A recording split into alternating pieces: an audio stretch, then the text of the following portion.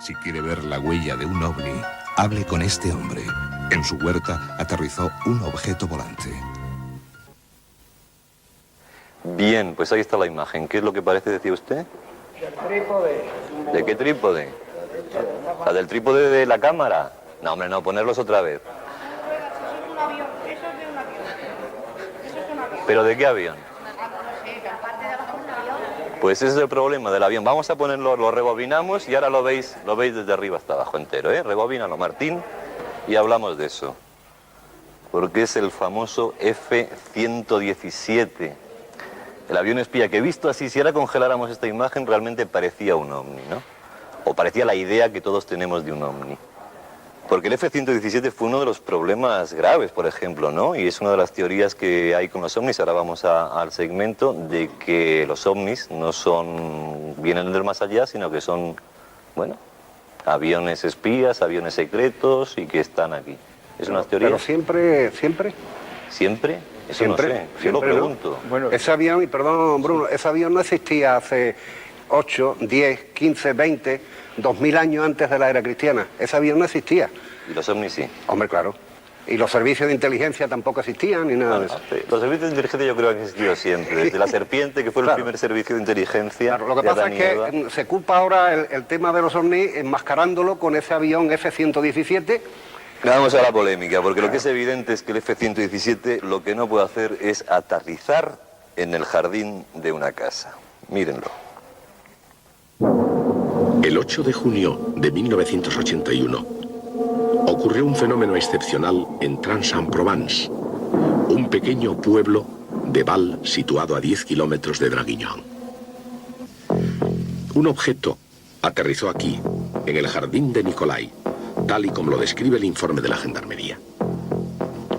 8 de junio de 1981, 5 de la tarde. Renato está tranquilamente realizando sus tareas.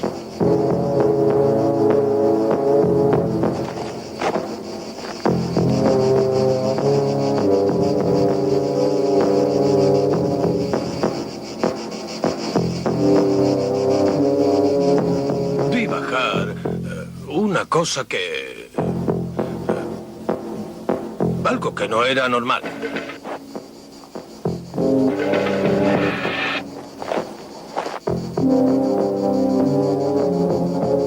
Me acerqué y vi una nave posada sobre el suelo. Una nave que medía entre 2 y 3 metros y medio. No sé, quizá 2,50 metros de diámetro.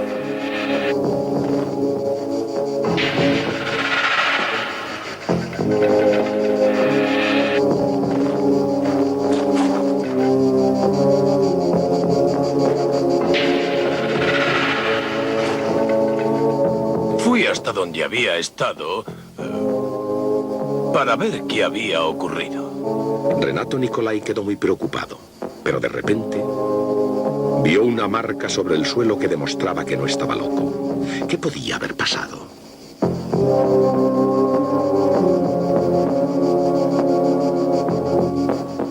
Vi unas marcas sobre el suelo, como quemaduras, como arañar un poco la tierra. El señor Nicolai es un señor muy sensato y discreto. Creo que nunca hubiera contado una historia así para darse importancia.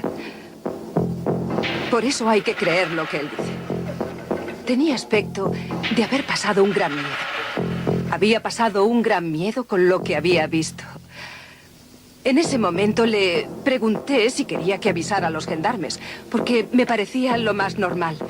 Y llamé enseguida, porque él no tiene teléfono. Los gendarmes se presentaron inmediatamente en el lugar. Hasta en los casos de ovnis, suele ser la Gendarmería quien, en colaboración con el Centro Nacional de Estudios Espaciales, se ocupa de elaborar el primer informe. Y si el caso lo requiere, se toman medidas, se hacen fotos y se recogen muestras. Ese 8 de enero de 1981, los radares no detectaron ninguna anomalía. Sin embargo, el objeto volante en cuestión aterrizó en el jardín de Renato y dejó su huella. ¿Qué fue entonces lo que pudo ocurrir?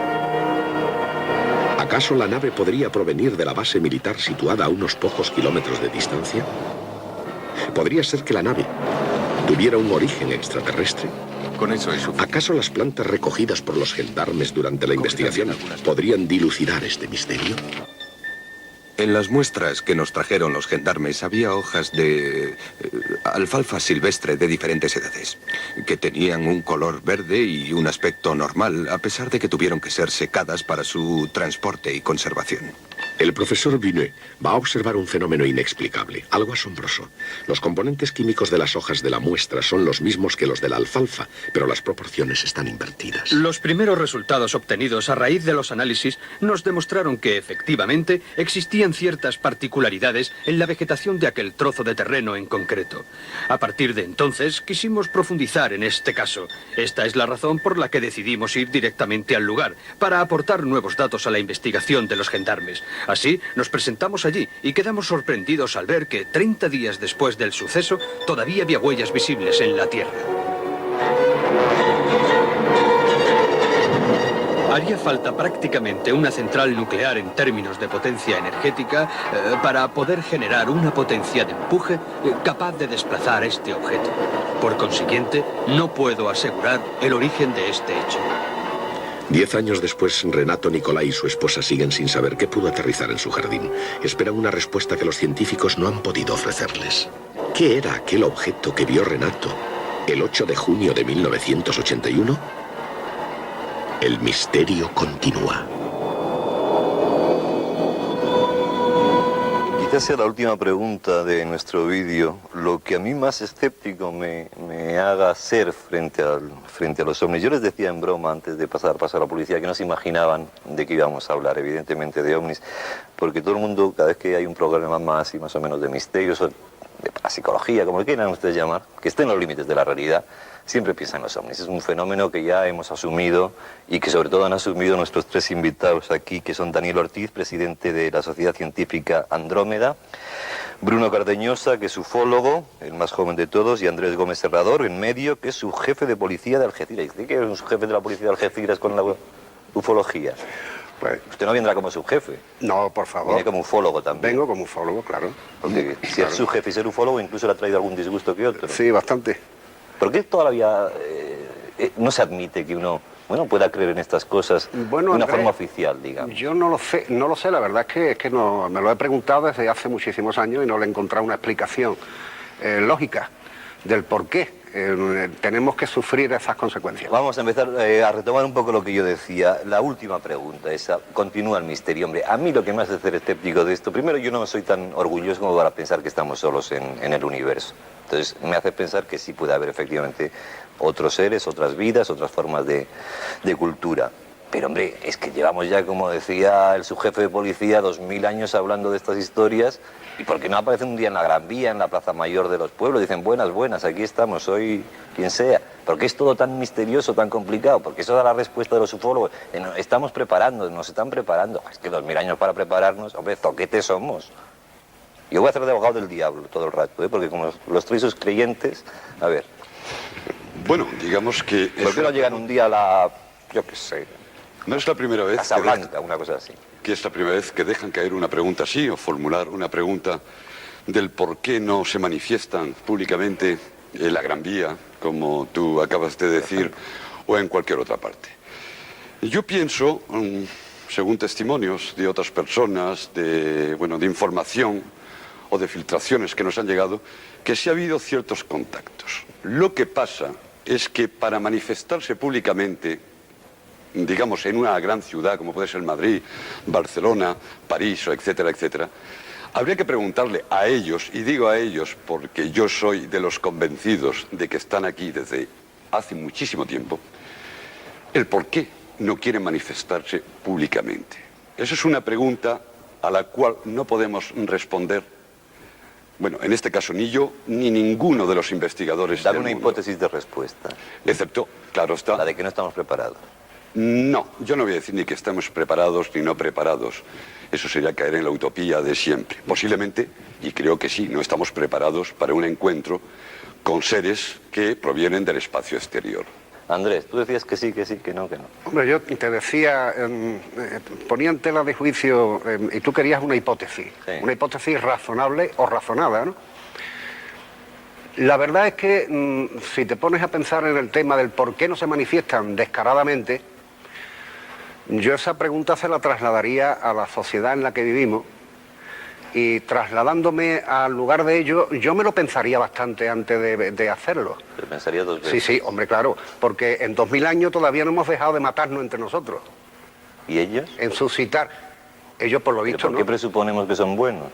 Hombre, porque desde hace miles de años están aquí. Cuando el hombre no tenía simplemente como arma un tirachina, pues nos hubiesen barrido de la faz de la tierra. No lo van a hacer ahora que dominamos determinadas. Pero de los 2000 años tecnologías. reconoce que es un poco, porque ya los carros de fuego y todo eso, luego uno busca similitudes y es muy fácil encontrar. A todo lo pasado es muy fácil profetizar. Sí, Profetizar el pasado está chupado. Depende, Andrés. ¿Eh? Depende. ¿Cuál es el caso más claro del pasado que tú tienes para decirme que efectivamente llevan 2000 años con nosotros? ¿A qué te agarrarías? ¿A qué testimonio? Te voy a remitir a 1753, que es el primer caso ovni investigado por mí en la zona del campo de Gibraltar. Te estoy hablando de 1753, donde no existía el avión a reacción, ni siquiera el avión. En esa fecha no existía. Sí, dime. ¿Querías decir algo? No, estaba escuchando. Tú. Pues respondiendo a tu pregunta de por qué no se manifiestan de una forma clara y contundente, mira, yo no voy a caer en el tópico de que no estamos preparados, porque en ese sentido estoy... Y yo me considero muy preparado, aparte del miedo que pasara, que evidentemente lo pasaría, eso te lo garantizo. Sí, seguro.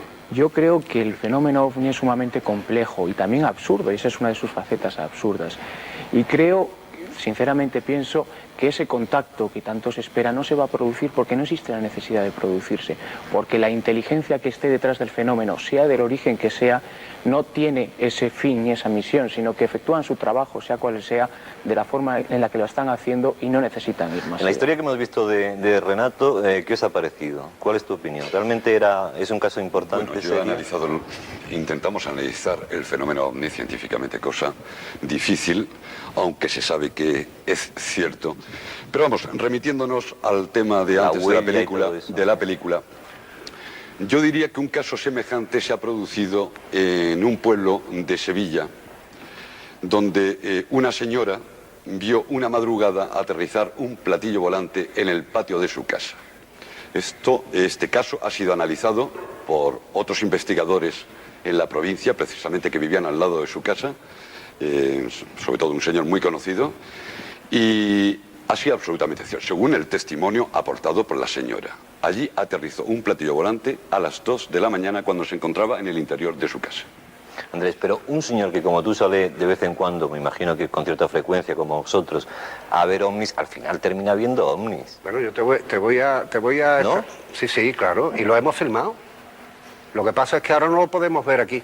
Vean, tenemos filmaciones de no sé si son vuestras o no. Claro, son filmaciones Martín, de Super 8. pasamos las filmaciones de Super 8, son filmaciones Hay que caseras. trasladarlas a VH, ¿no? Sí, A un vídeo. filma con generaciones, Exacto. o sea Bueno, que pierde mucha yo calidad, te pero puedo vamos a decir- ver, ahí están. Esta afirmación que pertenece a un contactado suizo que se llama Billy Sí. Meyer. Este hombre tiene cientos de filmaciones de estas características. Algunas personas han tratado de buscar una explicación científica, pero lo cierto es que aún está en el aire este ¿Y caso. el truco seguro que no hay? ¿Eso está Existe comprobado? la duda, en este caso, de que Es que pueda existir estaba truco. absolutamente, es que parecía una película casi. Bueno, perdón, ¿Eso Andrés, qué eso que veis ahí. ¿Pero ese movimiento de zigzag es normal? Sí, ¿Ese que eso es estábamos normal viendo? en la evolución de estos artefactos o aparatos, como se les quiera llamar. Y tú me decías que se escondían ellos solos, ¿no? Sí, Que se se tiene una mimetizan, capacidad de... sí, sí.